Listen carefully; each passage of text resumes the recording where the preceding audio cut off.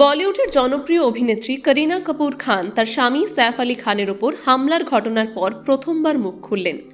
ইনস্টাগ্রামে একটি note share করে তিনি পাপারাজ্জিদের তাদের পরিবারকে এই কঠিন সময় একটু স্পেস এবং সময় দেওয়ার অনুরোধ করলেন।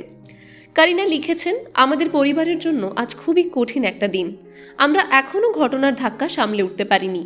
এই কঠিন সময়ে আমি বিনীতভাবে মিডিয়া ও পাপারাজ্জির কাছে অনুরোধ করছি, তারা যেন অতিরিক্ত জল্পনা কল্পনা বা কভারেজ থেকে বিরত থাকে। আপনাদের উদ্বেগ ও সমর্থনের জন্য আমরা কৃতজ্ঞ, তবে এই অতিরিক্ত নজরদারি আমাদের ভীষণ চাপের এবং নিরাপত্তার জন্য হুমকি। আমাদের পরিবারকে স্বাভাবিক হতে এবং এই পরিস্থিতি সামাল দিতে কিছুটা সময় দিন।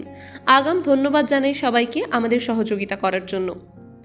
রিপোর্ট অনুযায়ী সাইফ আলী খানের বান্দ্রার বাড়িতে একটি অনুপ্রবেশকারী ছুরি নিয়ে হামলা চালায়।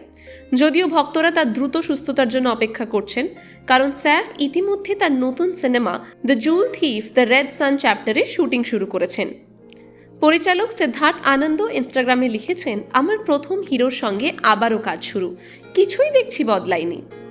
এছাড়া সাইফ আসছেন রেস 4-এও, আর সন্দীপ রেড্ডি ওয়াঙ্গার আগামী সিনেমা স্পিরিটের নেগেটিভ চরিত্রে দেখা যাবে তাকে, যেখানে সহ অভিনেতা হিসেবে থাকবেন করিনা কাপুর খান ও প্রভাস।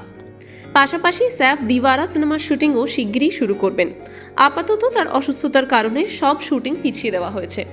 ভক্তরা চাইছেন সাইফ দ্রুত সুস্থ হয়ে উঠুন এবং আবার বড় পর্দায় ফিরুন। টাইমস নাও খবর।